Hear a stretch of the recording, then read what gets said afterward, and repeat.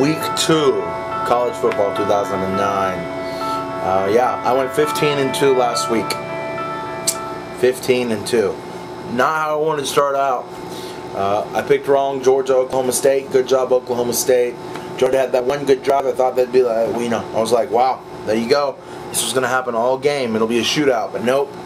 Georgia just straight up faltered after that. So good job, Oklahoma State. Was wrong on that. My second loss, which I think almost everybody lost on, was BYU beating Oklahoma. BYU, number 20, beating number 3, Oklahoma. Huge upset. And I don't think, even with Bradford in that game, that they would have won. I think they would have ended up losing, even if Bradford had stayed in that game. So, yeah, it's pretty big, BYU. Now, are you for real? Their offensive line is obviously, well, crap. They had to replace almost the whole thing. So, I mean, I just keep coming back to this. Is this a possibility that they're really just not that good of a team this year? I guess we'll find out soon. They have crap competition for the next 3 weeks. Soon, they're going to play Miami. And Miami had that huge win over Florida State. Now, Miami was unranked, Florida State was only 18th, but that game was excellent. It was the best game all week. It beat out Alabama, Virginia Tech, which was a great game. Great game. Super defensive struggle until the fourth quarter. About, a couple minutes in the fourth quarter, bam, offense everywhere. It was an explosion. That was very entertaining in the Virginia Tech-Alabama game. But the Florida State-Miami game was by far the most entertaining game of the week. That is the best game of the, I mean, if there's a replay that comes on TV, you need to watch it, because it was a great game. Great game. So those were my surprises there. I lost on both of those. And this week, I am right back on Yahoo Sports, as you know. And I'm going with all the favorites this week, every single one. And the biggest game this weekend is almost the only game this weekend is USC at Ohio State. That's the game everyone's focusing on. USC at Ohio State. And we both know last week Ohio State came this close to losing, going into overtime, whatever would have happened in overtime, with Navy. I caught the last half of that game, and holy crap, was that awesome. Navy came this close to knocking off Ohio State, so it was real close. So yeah, I have to say Ohio State is in trouble. They're in deep trouble, and I realized that was their first game. You got to be able to say, hey, it was sloppy first game, that's how it usually goes, but it was that really sloppy. I mean, it is Ohio State, and I know that everyone's been dogging on the Big Ten since 2006, when Florida destroyed Ohio State, and then LSU destroyed Ohio State 2007, and then last year Penn State got destroyed by USC, and in that same year, the regular season, Ohio State got destroyed by USC. So right now, people are considering the Big Ten a joke.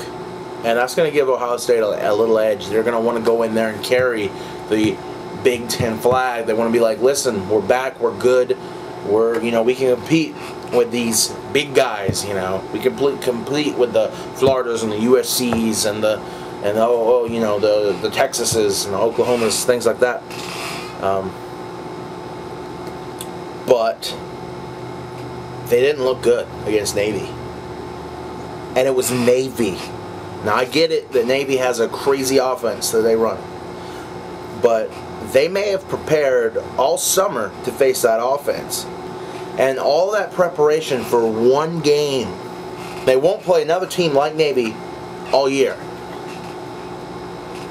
Are they even ready for USC? Are they ready for USC? I don't think so. I think USC is going to go in there, yes, with a true freshman quarterback, whatever. True freshman quarterback. It's been done before. It's really, yes, he's untested, but we'll see exactly what Carroll's thinking with that. But they're going to go in there with a good defense, and also Ohio State's student body is not there. They don't start until the last week of September, first week of October. I can't remember which one, but that is actual crucial information. That changes the home field advantage.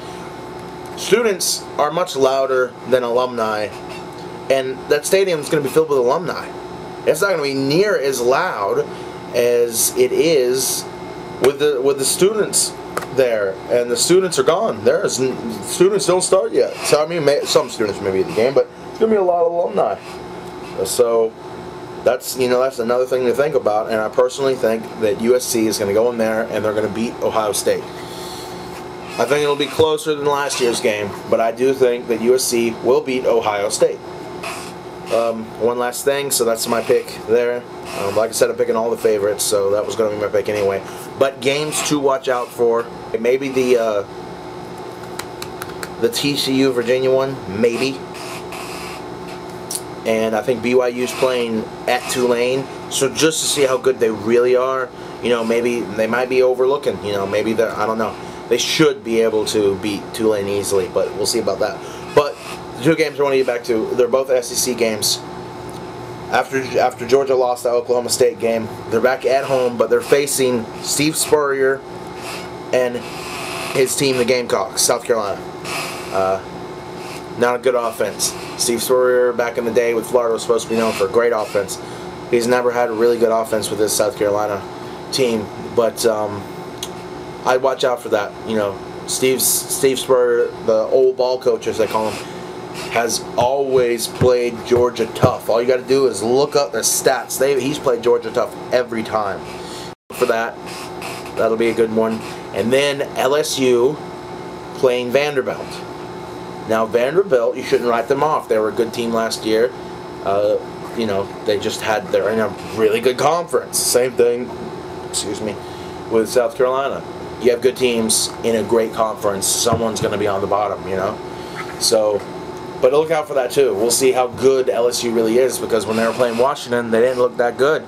The defense was suspect at times. Washington, they lost all the games last season, and they hung around with LSU a long time. They hung around and hung around and hung around. Let a team hang around long enough, they'll burn you. Okay? You'll get burned. And luckily LSU pulled away because I picked LSU to win that game. Anyway, so yeah, and the whole Oregon Boise State thing. I saw the game. Oregon played horribly. I was just upset, and the punch was ridiculous. And after the they talk about, of course, he hit the guy, and then he went after the fans, which is bad, and then he had to be jung off into the locker room. But how about before that? His players are trying to get him to stop, and he wants to fight one of his players. He hits one of his players in the face mask. That was ridiculous. They suspended him for the whole season. Hey, you know what? You deserve it. So there you go. Don't be an idiot. I don't care if he provoked you or not. It's a freaking football game. I've played football. You don't think they talk after the plays? Down in the pile? Getting up, facing face to face, and the handshake thing. You should do that after the game, just like you have to do in high school. After the game, you line up, you shake your hands, you slap each other's hands, whatever. Walk by, hate each other, still do that fine, but not before the game, because before the game you want to kill that guy. That's your job. You want to take him out. You want to humiliate him. You want to destroy him. That's how you get pumped up for football. Headbanging music. The whole 9 yards. You don't make them shake hands before the game. That's stupid. That is stupid. That call is made by people who aren't playing the games, people who are sitting in the stands watching the game. Don't make them do that. It's stupid. After the game, fine. I totally agree with it. What's done's done. Handshake. It's gone. It's over. Let's move on to the next game. Before the game, no. You're pumped up. Your team wants to win. Your team wants to win. You want to kill each other, and you're making them shake hands. Yeah, that really worked out, didn't it? So, yeah, those are my picks. All the favorites. I told you the games to look out for. Well, okay. I think I'm going to end that there.